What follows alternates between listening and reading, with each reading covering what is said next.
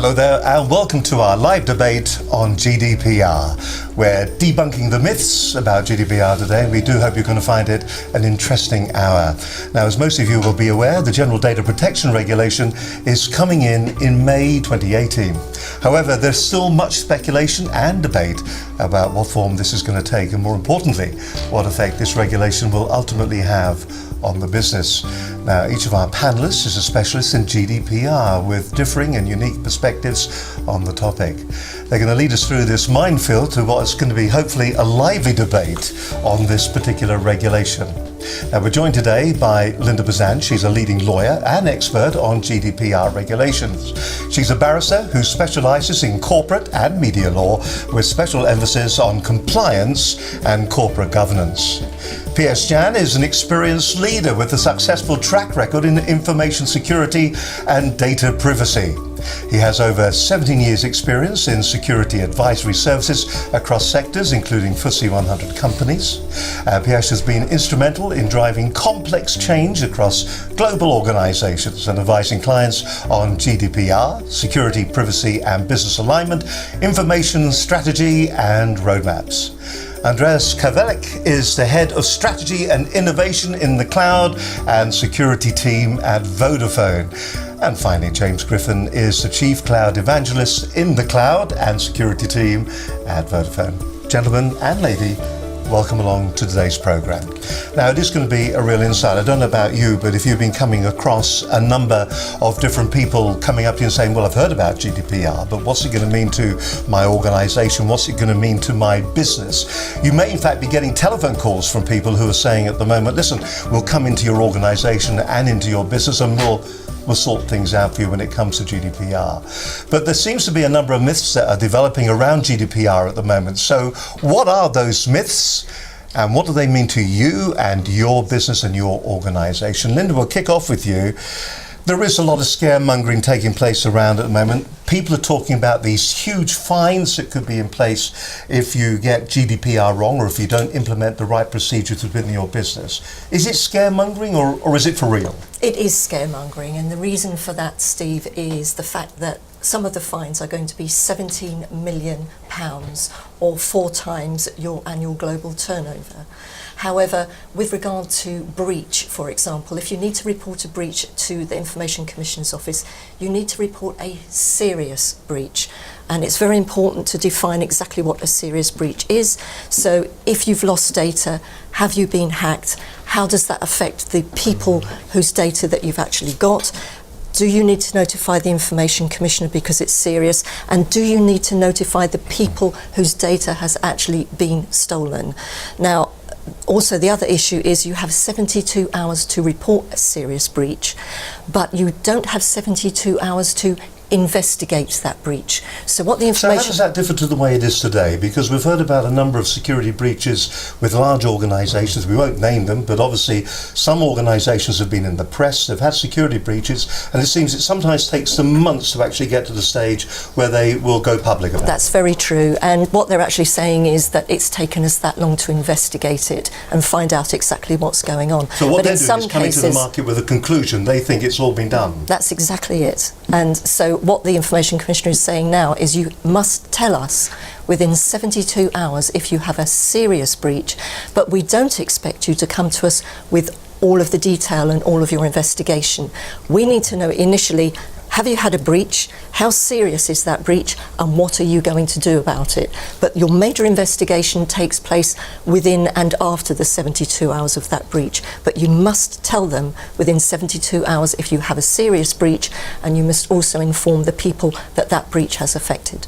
Has this all been laid now in stone? The Information Commissioner's Office, are they coming out with firm, fixed rules that businesses have to apply to, or is it still in blue sky mode? With regard to that particular area of breach, that is actually written in stone.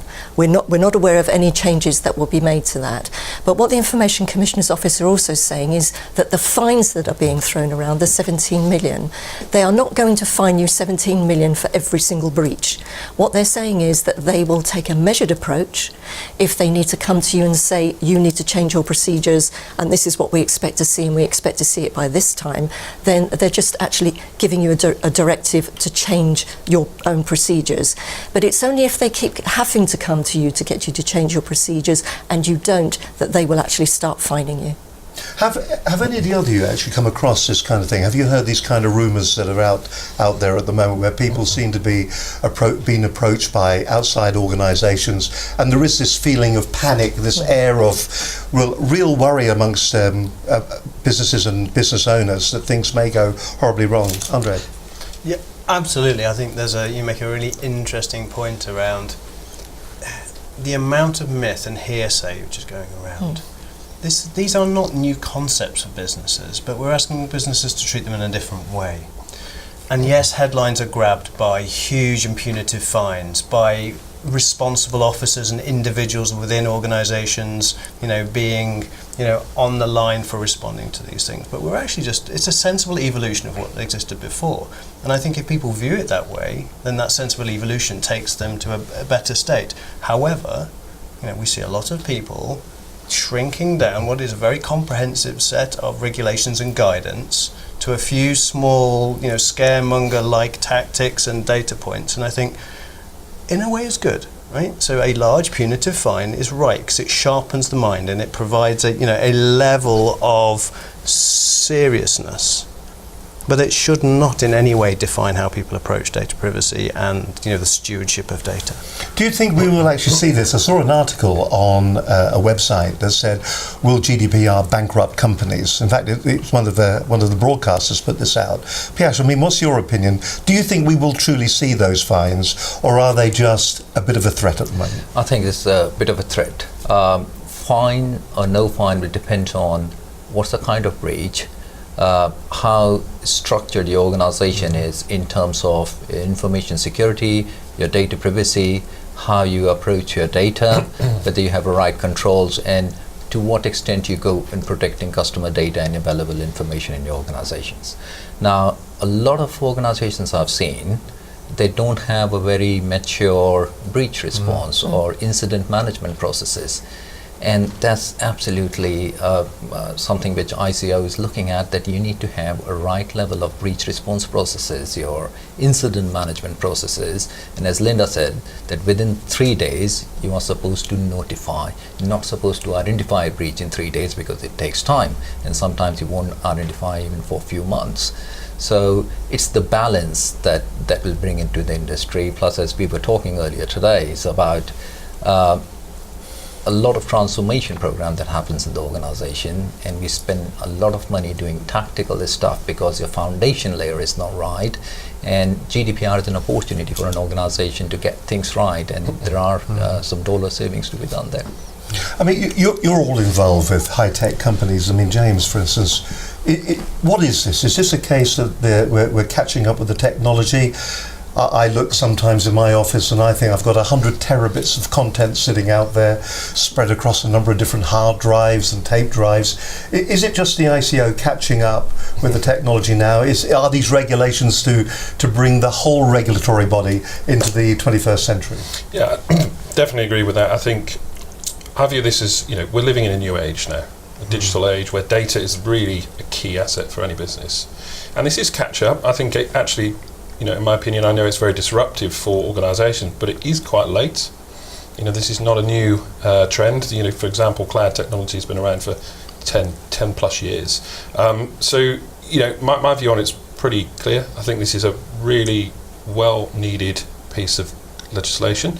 It defines what I view as just really good practice. I think going back to the myths, one of the biggest myths I've seen out there is that there's a silver bullet for this, and there isn't. These are really a set of guidelines that organisations should be responsibly following anyway. We talk about GDPR, but I go back to the current legislation. Not many organisations could today comply with something as basic as responding to a subject access request under the Data Protection Act, let alone comply with a broad scope of regulations for GDPR. It's getting tougher as well for the businesses now. As James was just saying there and alluded to, companies now have got to respond a lot quicker when it comes to people asking about the data that has been stored for them. Who ultimately is GDPR going to protect? I mean, is it the businesses? Is it going to be the consumer? Is it going to be individuals? And what ultimately do you think is going to be that one key benefit that we're going to get out of it, where are people going to say, hey, I don't get any wasted calls anymore, I don't get any emails that are unsolicited? Is that ever truly going to happen? Well, with regard to wasted calls, that is an aim of GDPR. As to whether that will come about remains to be seen. But individuals, of course, can access their data through subject access request, and currently the companies have 40 days to respond, and the individual has to pay a £10 fee. But from May next year, it's 30 days to respond, and there is no fee. And the idea is that it will engender trust with these businesses, because we need to know as individuals what companies are doing with our data. We might not be happy about that. We now have the right to be forgotten, the right to have our data deleted in certain circumstances. And what that will do is it will engender trust with the public, with individuals. And if they can see that companies are compliant, they're more likely to buy from that business. Piers, yes, I can hear you agreeing there as Linda was talking. I was going to actually lead on and ask a question of you as well, because you're going out and you are talking to large organisations, also organisations that you work for yourself directly. How do you think, are we preparing ourselves? Are we ready for this? Is it the train at the other end of the tunnel? They often say the light at the end of the tunnel may be a train coming in the other direction. Is that what is happening with GDPR?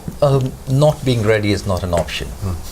So we have to ready. It's going to be law starting May 2018, and organizations are preparing, and their preparations are at various levels. Again, why at different levels? Because the foundation of data and the information, say how much data you delete, what information you store about individuals, what sort of business processes you have, and what data flows on those business processes, and how you interact with your third party, what contract you have, what processing they do. A lot of times this information our clients find is not in one comprehensive place or structured format. So the discovery of data is taking a longer time than actually the whole remediation activity. Now, when the GDPR people started discussing and started to get serious, a lot of product companies were like, okay, there are products to help them getting GDPR compliance.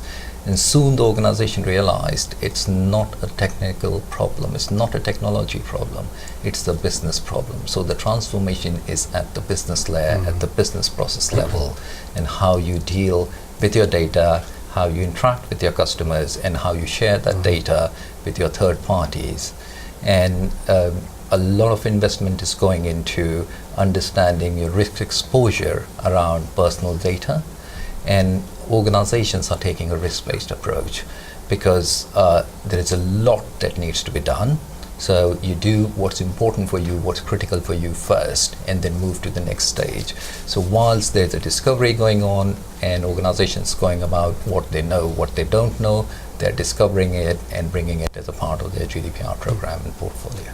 Do you think, I mean, will the regulatory body do a soft approach to this, do you feel? Because there is a lot of work to be done. So if we're not ready on day one, are they going to come with a stick with a nail through the end of it and beat us all up? Or are they going to turn up and go, look, we understand the situation, it's nearly a soft introduction to regulation, or will it be quite strong? And do you think we'll see examples? In my opinion, it will be whether you have made an effort. That's one. So second, effort's good then? Effort is good. And second is what amount of effort. Then are you covered for your critical systems and your critical processes, or your high-risk processes and third parties? Do you have program in place? Do you have a pursuit in place? Do you have budgets in place? And have you got a roadmap to become GDPR compliant? Because some issues are chronic, like data deletion. If there's a large organization who has never deleted their data, or probably not as structured in deleting data as others, it will take time. You just cannot go about deleting data because there are implications and impacts. Then you may need to keep some of the data for fraud and AML purposes, things like that. So some things will take time, but I believe that ICO will look for the intent, the pursuit, and a roadmap and an actual program in place to aim to become GDPR compliant. You know, it's interesting talking about the procedures and the processes that are going to be put in place. A question to all of you, really. Maybe you can start on this one. When it comes to the storage of data, which seems to be the biggest problem that a lot of people have, we are talking about a huge amount of assets that are out there, terabits of information, and the technology to back it up, maybe in the cloud or whatever. Really, if you've got lots and lots and lots of it, actually that technology truly still isn't here, is it? We don't have the upload capacity to be sending data up. And once the data is there, I remember in my computing days, we would have grandfather, father, son backups. So if there is something that you need to change on your backup policy, it's a big job, isn't it? And you can see people not wanting to do that. This is really interesting, and you talk about the challenges of how you manage data, yes, and what you do with that, and securing it, and then the privacy aspects being two sides of the same coin. But I think there's a more fundamental question that organizations will have to shift from a concept of owning the data to being stewards of that data. And the minute you make that intellectual and business shift, you are the custodian of other people's information, and you have to treat it in that way. And I think that's the point that drives a change in technology and change in business process and a change in the people's perception within your organization. And that's the opportunity. Because if you are seen as a responsible custodian of somebody's data, you enhance the customer trust, you enhance loyalty, you make a real change in how your organization is perceived. So yes, there are some really exciting technology challenges that we're facing, and I sort of take exception to, these things are impossible to do. I mean, we're dealing with huge amounts of data every single day as individual organizations and together. And the change is really important, that you recognize that it's a stewardship of the data rather than the ownership. And then when you can do that, you can completely change how you address new services. We did some research just recently, which was just under 1,500 business decision makers globally. And we were looking specifically at the role of security and privacy in how you change business strategy. What are you going to do about it?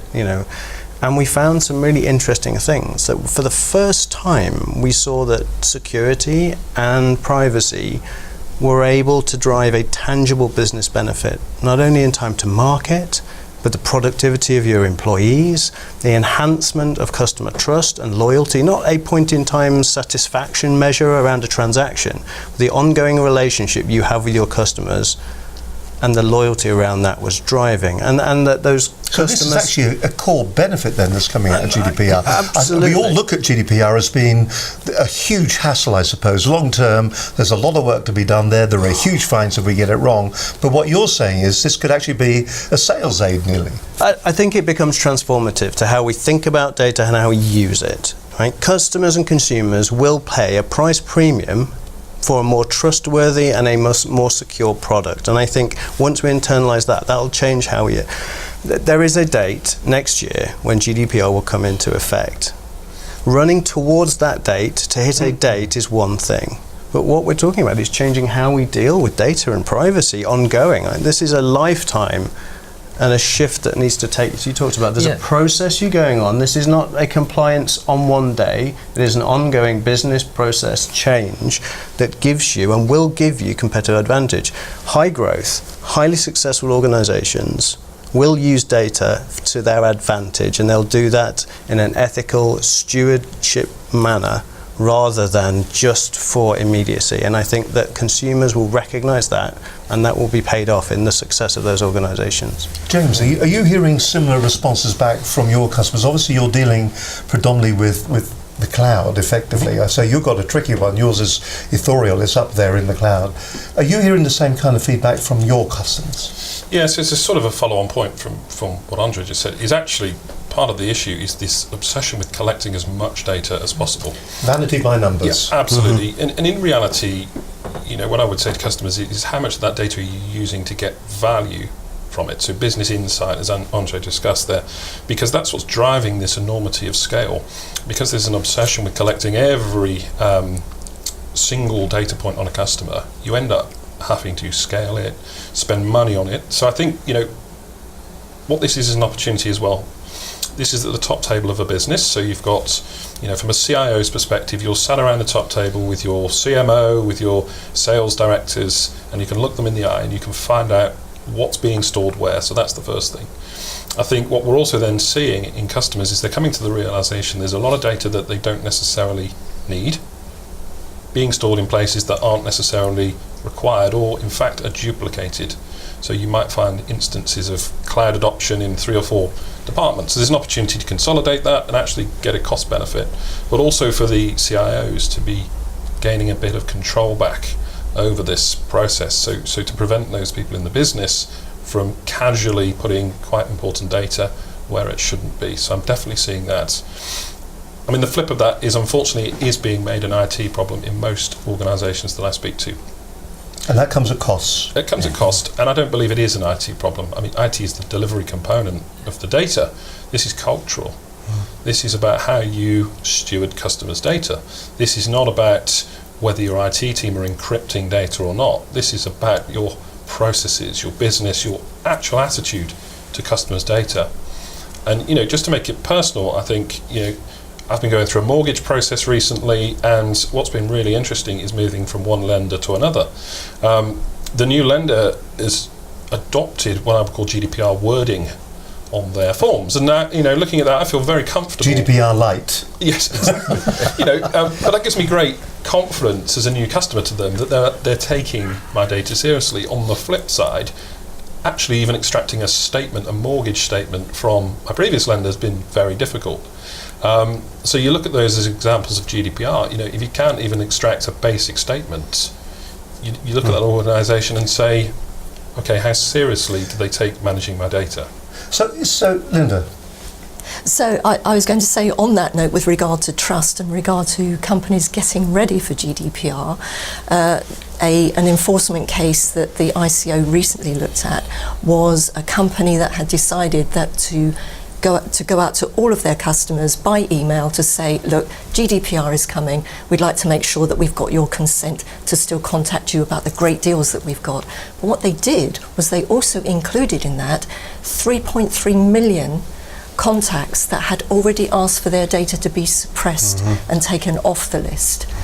And the Information Commissioner's take on that was they fined them £70,000, and the Information Commissioner's statement was, you may not break one law to comply with another.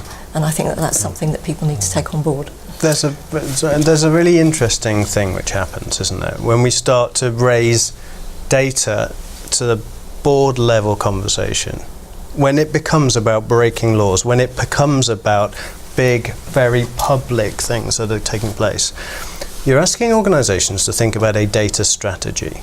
Now, the first step, as you talked about, is a discovery, like what on earth do we have, but then how are we going to use it? Then you're thinking about, well, the concept of consent is so important now. This is a new concept for a lot of organisations. Thinking about consent and what a dialogue with a customer about their data that you hold is amazing. And then there's the protection piece. So then you are obliged as an organisation to protect that data on behalf of your customers. A strategy around data, understanding that consent is important where it possibly wasn't before, and that you have an obligation to protect it and then report on that. I think those sort of big key planks start the conversation at a board level, and you realise that's a change in behaviour. A change in a conversation between an entity and an individual, or two businesses who are combining together to deliver services to an individual. We're dispelling the myths when it comes to GDPR today. Hope you're enjoying the programme. Don't forget, you can get involved. Simply go to just below this video, in fact, this programme, and you can send your questions maybe into our panel that are here today. Maybe we can get back to you after this particular broadcast as well, to come back with some of the information and some of the key points that we raised today during the programme.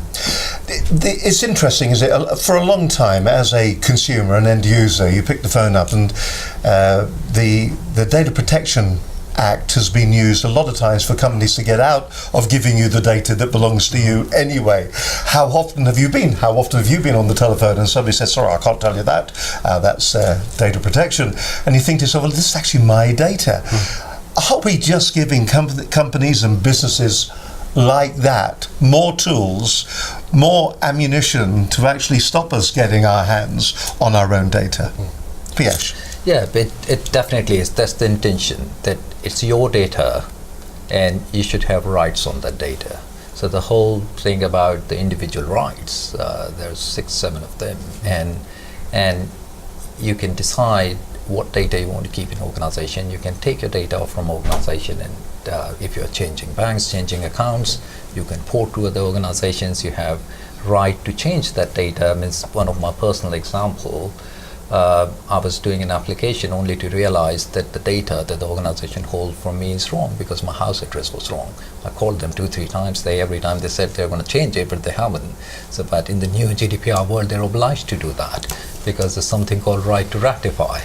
So it is important. And coming back to the point that Andre was making, the data strategy, and that becomes very important part, and that should be looked at the enterprise level. It's not a GDPR program decision. So GDPR will feed in the requirements to the wider data strategy on the organization.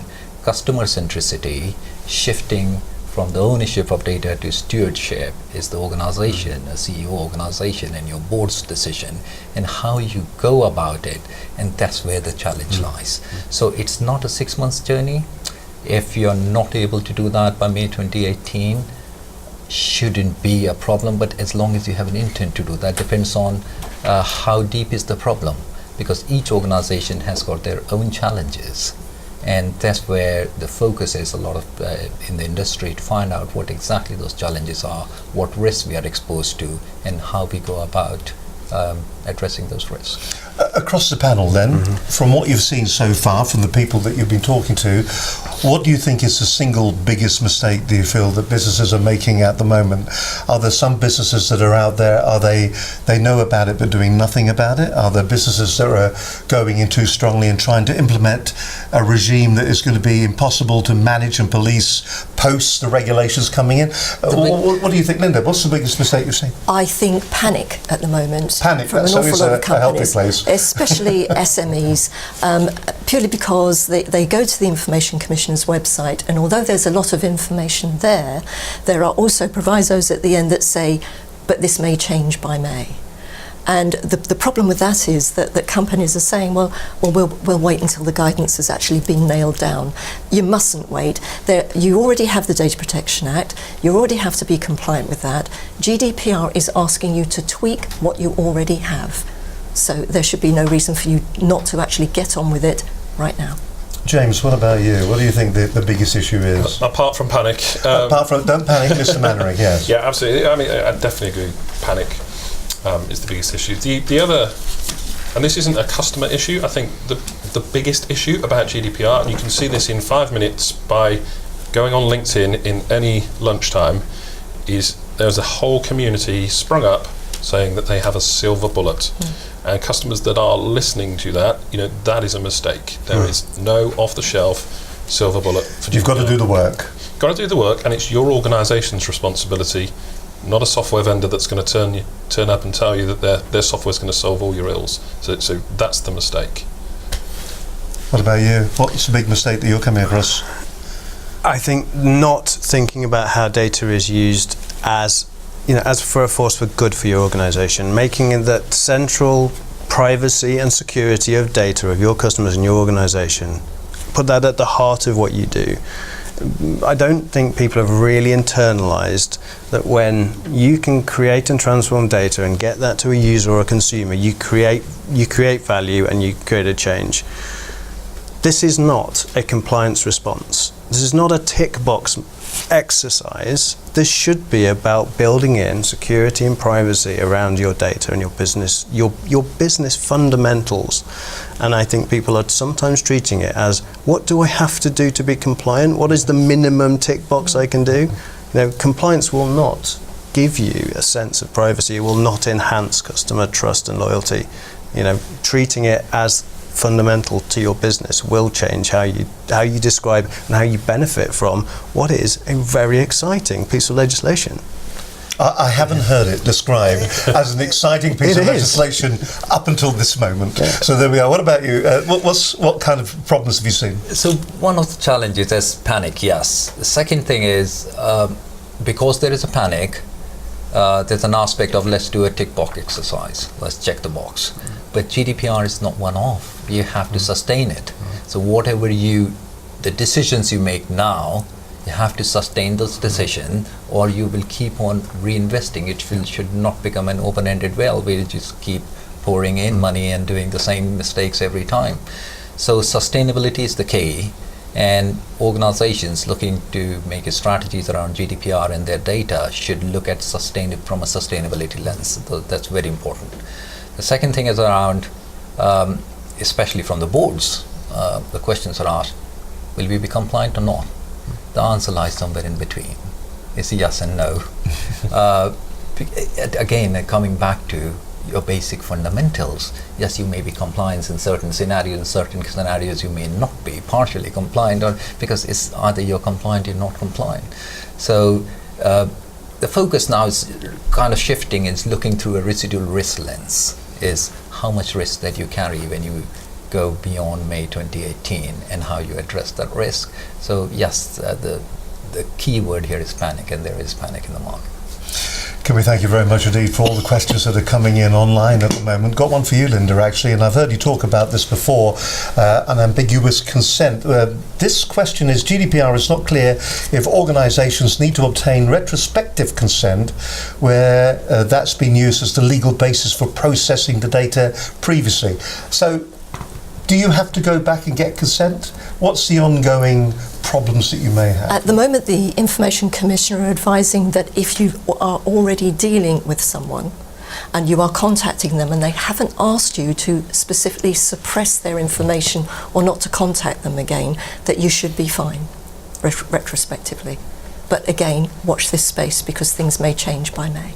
Just how firm in the sand is the advice coming out of the ICO at the moment? Is that what's causing some of the I'm not knocking them because they've got a big job, but is that where some of the confusion is coming, that they're realising that businesses can't achieve perhaps maybe the theoretical kind of framework that they're proposing? To be fair to them, they are part of a working party right across Europe at the moment who are all deciding exactly how this is going to play out in May. So it isn't just the Information Commissioner's Office. They have to wait for their counterparts in Europe to agree a strategy so that they can start to roll it out in this particular jurisdiction. All right then.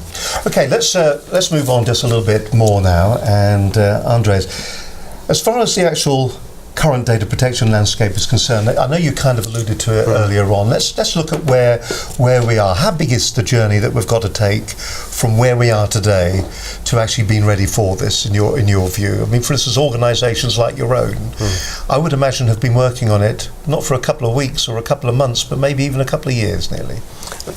Absolutely, and I think we're seeing wildly different levels of maturity. So, data is at the heart of what we do. It's part of what Vodafone stands for, voice, data, phone. So it's central to our being. 450 million subscribers around the world, 1,400 multinationals. So for us, our data strategy is part of who we are, and we think that's at the core of how we think about things. For many organisations, and you talked about SMEs, this is a new thing. I mean, the use of data for even customer interactions and profiling is a new thing. And the translation of physical services into an online world, into a data-rich world, that is troubling people and causing them degrees of challenge anyway. So once you layer on a seemingly very important, ambiguous and confusing set of privacy regulations, I think that's why we're seeing panic.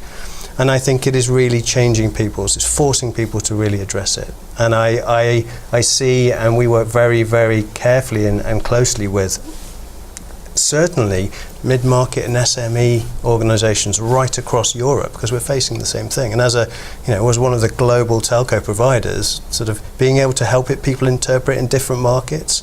And lots of organisations don't just operate in the UK or in North America or in different parts of Europe. So the maturity But what we're seeing is, to your question, is it will provide sweeping change for the data privacy landscape.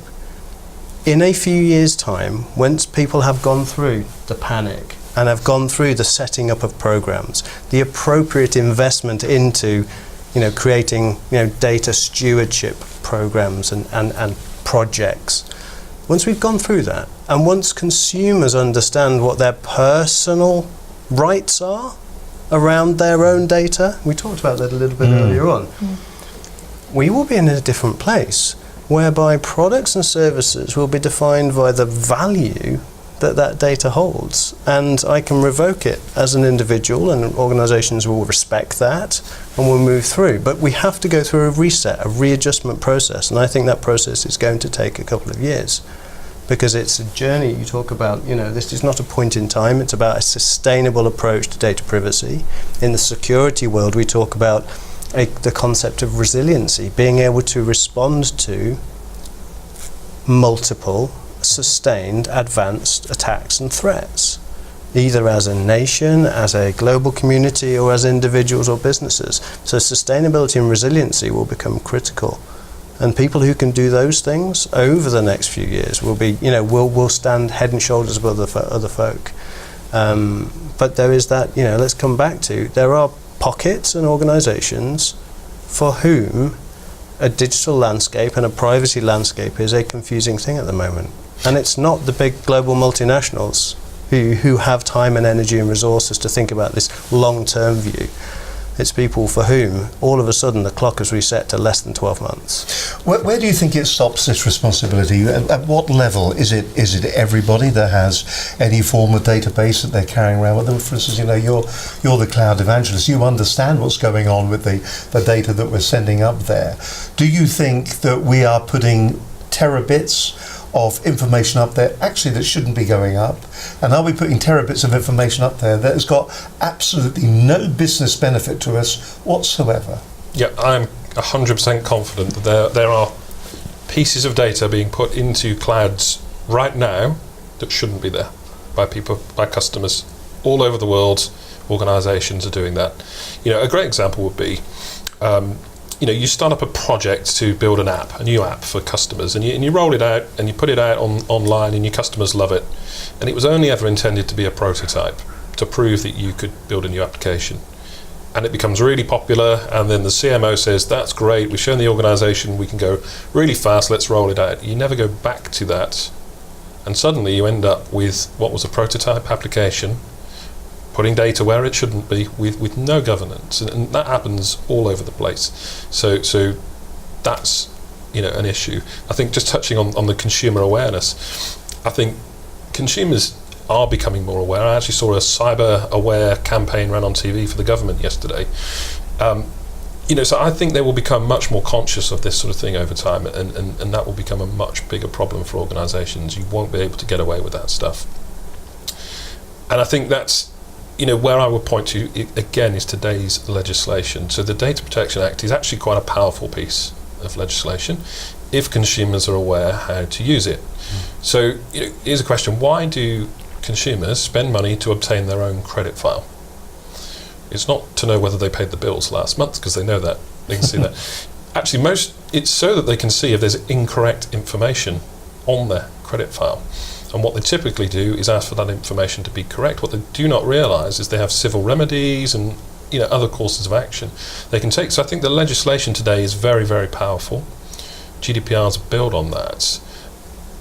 And that's really, for me, is the sort of the look in the mirror moment for organisations, is, are you actually compliant with today's legislation, let alone GDPR? So really, the viewers that are watching this right now, they should be saying to themselves, have we got it right at this very moment? Do we have a database that has integrity so that the people that are on it actually should be on it? Yeah, absolutely. Is the data you're collecting and holding required? Would be the first step for me, is where I would look. Do you need to know X, Y, Z about your customer? Are you actually getting value from that information? We've all filled those forms in that go on and on and on, haven't we? Linda, I can see that you've got a comment on this. I wanted to go back quickly on that question on unambiguous consent. What these people need to understand as well is that come May, the individual will have the right to be forgotten. They'll have the right to have that data deleted. The fact you've already got them in your database before May 2018 is neither here nor there. So what does that really mean, the right to be forgotten? Because it seems to me that if you were to go to one of these data credit agencies, are you in the similar situation where you can rock up to them and go, well, actually, I don't like what you've written about my data rating, my credit ratings here at the moment. No. I've got the right to be forgotten, you know. No. No. So what will actually happen in that particular process? Is this the part of the legislation that says that a business can keep the data If they have it a says that legitimate it's... business interest So and it's just in for the those, public for interest. clarity on that, Dave, just go through it, Linda. So if it's for a legitimate business interest, which is the whole point of credit reference agencies, and if it's in the public interest. That kind of clarifies it. I hope that clarifies it for you as well. Listen, once again, thank you very much for all the questions that are coming in during this particular webinar. We hope you're finding the information from our 4 experts interesting and also useful for your organisation. I think the thing to remember about this is that this is going to be a journey. It's going to be a journey for everybody. And as you can see from this particular programme, even large organisations are going through the same pain, perhaps, that your organisation is going through at the moment. We're all trying to achieve the same aims at the end of the day, but we're all going to have different difficulties. We're going to have different issues and different problems because of our processes and the way our businesses are set up, differing across the board. Where do you think we go to from now, Piyash? I mean, what's the next line of attack? We know that we've got to change. We know that we've got to get it right. We know that it's coming. And we've started doing it, but it just seems like hard work. Are we just going to run out of steam? Is there a proper process that we should be going through? Is there advice, words of wisdom that you could give when you stand in front of the people that you talk to and you see their faces turn grey and very sullen as you explain what's needed? That's absolutely correct. I've seen that happening already. So it's, again, coming back to the strategy and the whole, what is your organization's strategy going forward? How do you want to deal with your customer data and customer centricity? And that organization's strategy will drive all the transformations and GDPR within the organization. Because it's not an onus on a small program in the organization which is trying to fix your GDPR issue, go and fix the organization culture as well as try to fix the whole data of the organization. So your CDO, Chief Data Officer organization, and your CIO organization, plus security and compliance, and the overall organization strategy that needs to drive it at a continuous level. So the programs, a lot of organizations are currently doing GDPR program, and no transformation that you see is infinite. So it will stay for a year, 2 years. At the end, you have to sustain it in your operations or BAU. So that sustainability model is still, I see, needs some maturity. And people need to look into what realistically they can achieve over next 6, 8, 9 months. What is that they are taking on the other side of May 2018? How are they going to address it? And if there is another initiative within the organization, so it's worth staying put at this point in time rather than trying to boil the ocean, do something tactical, and then completely take it off and start doing the other things. So it's the continuous process. It's not that you have started remediating or addressing GDPR, but you, at the same time, in parallel, you discover new things as well. So it's a quick decision making, especially in executive support, because it's not one person's decision, it's business, it's your technology, it's your security, it's your compliance and risk. So everybody needs to huddle up and make the decision making fast and quick and help the program to achieve its objectives and think about the sustainability going forward. You alluded to this earlier on, that it's going to be a benefit to the individual businesses. What about when it actually comes to looking after the actual databases that you've got there? I mean, what should we be considering? Is it different? We're talking cloud storage with James, but what about databases and content that we're keeping within our premises? What should we be considering there with that?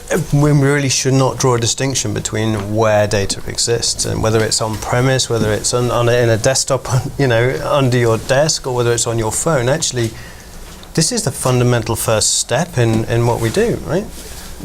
Understand the data you hold as an organization, perform a mapping that informs really simple steps. What data do you hold? What are your critical data assets as an organisation? It might be the recipe for a fizzy drink. It might be a pharma piece of research. It might be your customer names and addresses. So what are your critical data assets? How applicable is that to your business? And then think about how and where you store it. Are you able to touch that data? Do you know where it is? And are you able to express the controls and the safeguards you have around that data, whether it be encryption or identity or data loss or security measures? So I would say there's no great distinction between an on-premise or an off-premise solution, and in fact so much data exists in multiple places at multiple times and moves from one to the other. The modern hybrid enterprise moves data where it is most efficient to be used. So what it means for me is you have to adopt appropriate measures across whatever state or area that data exists in, and I think that's where we really see changes happening from a technology perspective. I mean, I was reading yesterday that Sony have just released a 330 terabit tape drive. We are now talking about vast amounts of data being stored on something that you can put in your briefcase. Mm-hmm. And that's, I find, a worry, but exciting as well. Pierre, you were raising your eyes as Andreas was talking. No, I fully agree to what Andrea was saying, because it's your customer's data, and it's your responsibility to protect it, irrespective to where it sits. It can be on a spreadsheet in the form of unstructured data, on a cloud, or with your third party. And example around tape data. So it's, again, GDPR is encouraging organizations to see the relevance of keeping that data. You may have 300 terabyte of data, but you actually need it all on the tape. Or you would use your data for some legitimate purpose or doing certain activities with the data in customer interest, and that is where the program GDPR will help establishing that what is your organization's appetite around data, what business you're in, and what sort of data do you need to keep. Again, some data you may need for regulatory purpose to keep for some time, and what you don't need absolutely, you need to get rid of that. So again, it depends on case by case basis. And the key for me, the absolute critical fundamental part is not where you store it. Yeah. It's what you're doing with it and how you can access it and transform it. Because as GDPR tells us and shows us, you have to be able to do things at the request of the consumer or the owner of the data, which means holding data in an Excel spreadsheet or on a server on premise or in a branch office is not a very effective or efficient way to access it, to transform that data, or to protect it. You have to know where it is and be able to put some really good controls. And in many cases, the cloud is that. It is an aggregation point for both security and control and monitoring and management. It's very difficult to do those things around an Excel spreadsheet on somebody's laptop, which attracts the same level of scrutiny, within these regulations as, a very well-formed, very professionally run cloud deployment. So I think, it's not just about where you store the data, it's what you do with it, and the fact you will have to do things with that data. Well, that leads us on nicely, actually. I've got a question that's come in for you, James. Talking about the technology, what is the view on how different types of cloud technology can help? And also, how can the cloud technology help make the GDPR obligation easier to manage? I mean, that's a toughie. Is it down to the technology to make it easier, or is it just down to the processes that we implement to make it easier? Apologies to the person that asked the question, but I think that's a classic example of where a lot of the mistakes are being made. Can the cloud solve your GDPR regulatory requirements? No. It's just a tool, isn't it? It's a tool, and it's about defining, as Andre said, where your data is going to be. But customers already have that pressure. So in some organisations, for example, their governance says you must keep it in X locale, in which case, it has to be on this type of cloud, it has to be a private cloud in this location. Other organisations are quite comfortable with very personal data going up onto public cloud such as Amazon. So it's about the data. Yes, what cloud can help you do is, if you have a requirement to store it in the cloud, it can help you with some of the other issues such as cost and access to it and archiving and all of that. But it comes back to what programs are talking to it, what people are accessing it, how are you going to restore it, what are you deleting it, how many copies exist, before you think about where am I going to put this stuff and can the cloud solve it. And one thing we haven't really talked about is line of business applications. So, you know, we've all heard about consent. So if I phone a call centre and I tell them I am now withdrawing my consent, does the call centre agent software actually allow that call centre agent to go and delete it or find the original consent? So it's not just about back office data and putting that all onto some clouds and wrapping it with security. It's actually about the software that you're using and the data that's handling as well. So what we're saying here is that no really means no. Doesn't mean maybe. It's not a soft no, it's a no. Take me off and do it now. That's what I would deem as withdrawing my consent. But Yeah. I think the point of can cloud solve my GDPR requirements? It's not about that. It's about look at your. It's as I said earlier. There's no silver bullet. GDPR is about your organisation and it's your responsibility. You start with your data and your data strategy and where it needs to go, and then you work about the technology that comes underneath that. Listen, I could see that you gestured there for a moment, very briefly. Yep. There's something you mentioned, and then when you talk about, what happens when somebody calls into a call centre and says, I would really prefer if you were able to delete my data, thank you very much, or not use it. And what happens then? Okay, and it's that very integrated. You mentioned line of business applications, and you also earlier on mentioned shadow IT.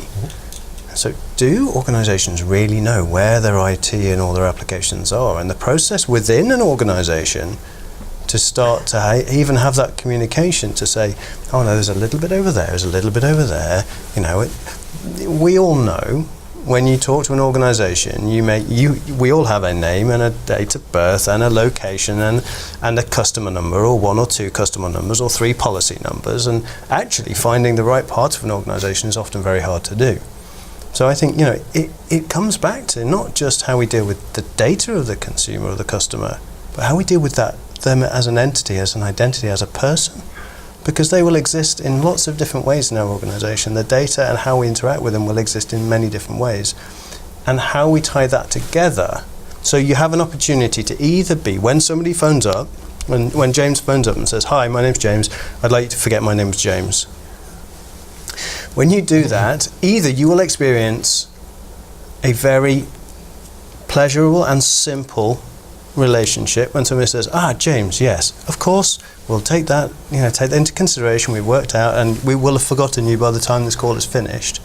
Or it will be a long, drawn-out, concatenated process with no real guarantees and no evidence. So even when you're asking to be taken off, you have an opportunity to influence that person's perception of your organisation. And that demands not just a compliance effort, but an organisational rethink about how you deal with inbound requests. That goes to the point, as I was saying, whether you will be compliant is not yes, not no, is somewhere in between. Because I may say to James, yes, I've forgotten you. By the time you finish call, I've forgotten you. But where have I forgotten James of what I know in the organisation? That shadow IT, all that unstructured data where James still exists. So it's an adaptive process. It's going to take time while you are discovering and you're trying to remediate. It's not a 3-month job. It will take some time for organizations. So the level of compliance will vary, and probably in few years' time, as you said, 3-4 years journey, you would be much more structured and possibly will be able to put your hand on heart. You say, yes, we have deleted James. When you sorry to interrupt. Don't worry. We make a huge mistake when we think about these large government legislative arenas, and we think about what's our organisational response, what's the project management team we're going to put in place, what are the technology options, how do we change the process, let's make our employees aware. And we can do the same around healthcare. The patient pathway through a hospital is the important one. So the consumer pathway or the business pathway through your organisation is the important one. It's not how well organised my functions are or how I share data. It's the pathway that a consumer takes. And if one part of every GDPR program or project was how will it feel, what is the consumer pathway when they come into action with me around these issues, I think you'd see a really you'd see investment going into different areas. You'd see people thinking about the relationship with consumers very differently, and you'd see people treating data very differently and owning it in a very different way. And we make a mistake as large global companies about thinking these as large global problems, whereas for an individual, it's not a large global problem. It's a very local, very personal problem. And you know, when we look at things from both ends of that, you know, that tube, I think in the middle of it is the data, and that's the right way to think about it. Listen, we're rapidly approaching the end of the programme, and I want to ask you all for a key takeaway that our viewers should actually remember. But there is one area that we haven't touched on. We're all talking in the first person about our individual businesses. And as briefly as you can, this could be a whole show in itself, but what are the responsibilities of the third parties that we deal with? How do we manage them? If I think I'm data compliant or GDPR compliant, and I'm putting my services out, for instance, I'm putting them out to you, do I have to make certain that you are GDPR compliant? And does it just go on and on and on down the chain, James? So you're definitely right. We could have a whole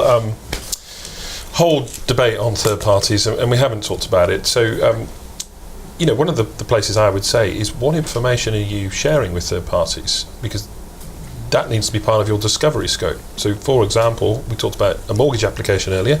If I've gone through an intermediary that's written information on a paper file, you know, has that been shared with your organisation in any form? And have you even thought about that? I think that's a good place to start, is to map which third parties you interact with and see what data you're sharing with them, for sure.